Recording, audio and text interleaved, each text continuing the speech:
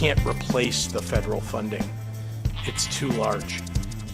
And I think the federal government doesn't understand the damage that they're doing to people all across the country. We're not alone in this. It wasn't targeted at Illinois.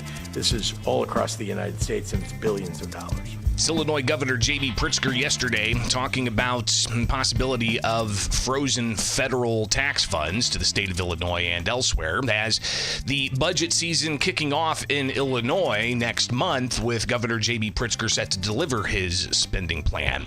But where are we at right now? Obviously, there's a lot of numbers to talk about here. The Illinois budget includes state tax funds, but also federal pass-through funds. So when you hear a lot of the reporting out there about state tax funds, we're only talking about half of the budget, if not less than half. This current fiscal year, we're set to spend $55+ billion, and that is $16 billion more annually than what was spent when Pritzker took office in 2019. And it's about a 40-some-odd% increase in state spending. So you're talking about pretty sizable spending increase, and what are you getting for that? Obviously, in that same time, we've seen a lot of taxes increase. But you can go and take a look at some of this spending yourself. Go to budget.illinois.gov, where you can scroll around and find the fiscal year 2026 information, and you got a budget walk down, which give you an overview of some of the state spending, and all of this is in millions when you look at this chart. So, for instance, total resources, that's the amount of money coming in, $55.2 billion, almost $55.3 billion. All that's coming from individual income taxes, $28.4 billion. That's how much income taxes are derived from individuals in the state of Illinois with that flat income tax. Net corporate taxes, $5.2 billion. You've got sales taxes at $10.7 billion. Utility taxes, $686 million.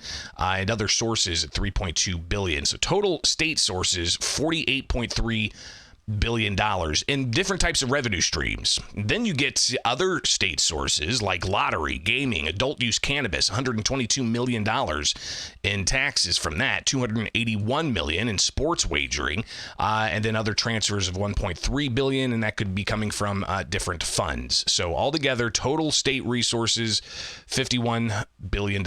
And there are some federal resources there, $4.2 billion for total spend from the state, $55.2 billion. And it gives you even a further breakdown of all of the different sectors where we've seen increases. Again, we've seen a 40% increase plus of the budget since Pritzker took office, but you can also look at some of these line items, and there are significant increases in those line items as well for like healthcare and human services and such. So that's the budget walk down from the governor's office of management and budget. You can also look at the comptroller's website to see how we're doing monthly by going and searching for the monthly summary of general funds revenues and expenditures on the Illinois Comptroller's website. And say we want to look at last month. So we'll look at last month's report for fiscal year 26, zoom in a little bit, and this kind of shows you where we're at in the amount of money that's coming in and out from the comptroller's office. And Comptroller Susanna Mendoza is the one who cuts the checks. So you can read those reports as well. It's not the only place you can get report. You can also get reports from the Commission on Government Forecasting and Accountability. This is a bipartisan budget group that is made up of equal parts Democrat legislators, equal parts Republican legislators from both chambers. And they produce monthly budgets, and you can see kind of what's inside this most recent issue for December. Another positive month for general funds receipts, elevating first half gains, fiscal year 26. It looks at revenue tables, closer look at cannabis taxes. Cannabis taxes obviously is very, people want to know where that money's going, and it goes to all kinds of places. Quarter of it, for instance, goes to nonprofit community groups in areas that are considered disadvantaged. So every quarter of a dollar of cannabis taxes that people pay goes to that. And there's, portions for law enforcement and public health and such. But anyways, so you can look at all of this and you read up, and it's very wordy and as far as, having to understand economics, but you can see where we're at compared to last year in, general funds coming in and the change, 5.9% in general funds increasing. So you've got some increased dollars coming in. So what's that going to mean for the state of Illinois? As we've looked at this picture here, we're halfway through the fiscal year. So Illinois' fiscal year doesn't start January 1st like the city of Chicago does, for instance. Illinois' fiscal year starts July 1st. So that's why May 31st is kind of that cutoff date for the legislature to approve a budget. In February, you've got the governor that's going to propose his budget during his State of the State and budget address. They used to have those separate, but I think the Rauner administration consolidated that, and Pritzker just continued that. So we'll have that sometime next month. We'll be watching that closely here with the Center Square. So go to thecentersquare.com to stay up to date. But let's hear what Governor J.B. Pritzker said yesterday to the prospect of the state of Illinois missing out on federal tax funds that President Donald Trump has been threatening to withhold from the states. And all of this is going to be tied up in the courts, but Pritzker saying that these most recent proclamations for cutting or freezing certain funds, it's going to hit the states really hard, including the state of Illinois. Well, as you know, we're introducing our budget, in another month, so we're going to be looking at how we might be able to continue to support with more state dollars than we already have, so that we can maintain particularly, you've hit on it, it's particularly the personnel that work at these healthcare institutions that do just amazing work. Working at a substance use treatment center or working with mental health patients, it's hard work. And by the way, these people go to school for quite some time to get prepared for that kind of a job. If we lose them, they will go get a job somewhere where they can, and if we lose them to the state of Illinois, it means, again, that we're losing the opportunity to serve people in our state. So again, with all of the funding cuts that the administration has taken away from us, it has been probably the most challenging year of my governorship, because we can't replace the federal funding. It's too large. And I think the federal government doesn't understand the damage that they're doing to people all across the country. We're not alone in this. It wasn't targeted at Illinois.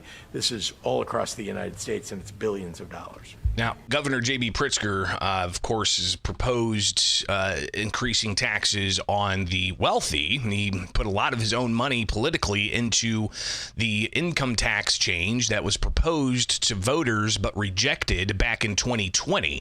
And that constitutional ballot referendum did not get the required votes that was necessary to change Illinois' flat income tax to one that has higher rates for higher earners. But there seems to be another effort underway that would increase a surcharge on those making more than $1 million. And one proposal is that those making $1 million would pay into a property tax fund of sorts to help offset high property taxes elsewhere. You've got other ideas of how exactly that's going to play out for the economy, and will that just mean people are moving to other states to get away from the millionaires surcharge? So you're going to hear a lot more about this, and I think it's something that Speaker Chris Welch last week at the City Club of Chicago made clear is going to be part of the discussion this budget year. There's a lot of folks in this room that will tell you that Illinois has a revenue problem. Some will disagree with that passionately, and we're allowed to do that. But some believe we have a revenue problem. And, quite honestly, to solve a lot of the issues that we're going to have to address over the years, we're going to have to honestly address that revenue question. And I have said this in every town hall meeting I've had, so I'm not breaking news, that I believe we should tax rich people. We should tax millionaires, very similar to the way they do it in Massachusetts. A surcharge tax, we tested that twice on a ballot, and people still support surcharge taxes on millionaires. We know we have a revenue problem, and if we had more revenue, and that's one way to do it, you can address pensions. But I think we should have these discussions. These discussions going to be had all, spring long during spring legislative session. And we've got the team with the Center Square to keep an eye on that and inform you all throughout. But when we talked with Democratic State Representative Anthony DeLuca about the prospect of millionaires surcharge, he says, even as a Democrat, he wants to make sure that spending is under control. Well, if there's going to be, and that's kind of what I'm referring to, if there's going to be an attempt to raise additional revenue, however that's going to look, in my opinion, it has to come with reforms. Can't just throw more money at the same problem. So unless we have real structural reform with our property tax system, and some of those are difficult choices, then, I don't know how you can just raise the revenue but not do the work on the other side. Has to be a combination of both. So DeLuca seeming to come from it from a fiscally conservative point of view. State Representative Adam Niemerg, a Republican, he says that it's no wonder the state is looking to increase taxes on millionaires. He says that Democrats are poorly managing the state's taxpayers' resources. Unfortunately, Speaker Welch is talking about additional taxes. He's teeing up additional taxes to tax more in the state of Illinois. He just said that just recently.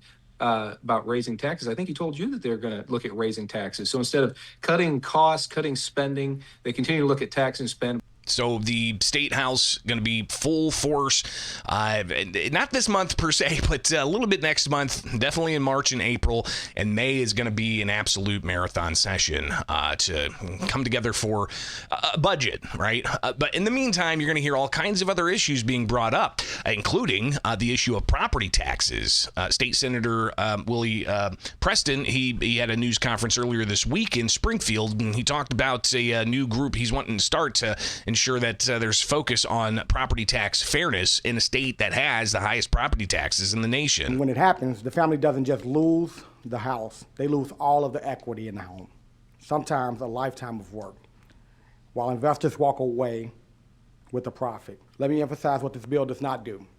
It does not forgive taxes. It does not let anyone skip responsibility. It does not harm municipalities. In order for us to really get the reforms we need, we're going to have to work in a bipartisan fashion to make sure that we have complete buy-in throughout the state of Illinois. We need a forensic audit on all of this, the whole school system, even the charter, all of that, because that's the only way we're going to be able to clean up some of this swamp. So you heard from Zoe Lee from Chicago Flips Red talking about the need for audits, and that conversation's also ongoing, and whether or not the state's going to get a handle on some of those audits that have already been published from 2.5 years ago, showing adverse opinions in state spending and handling of federal resources, showing qualified opinions, both of which are negative, indicating that auditors couldn't track the dollars and follow the money. Is anything going to be done about that at the State House? From audits from 2.5 years ago and beyond, we don't know what we spent last year, and here we are getting ready to talk about crafting the fiscal plan for the next fiscal year, and we're not going to know what we spent in this fiscal year, until 2.5 years after it's done. So a lot of things in Illinois that have to be, have a light shined on it, and that's obviously what we do here with Illinois in Focus Daily. Each and every weekday morning with you, I'm Greg Bishop, and get the latest headlines at thecentersquare.com.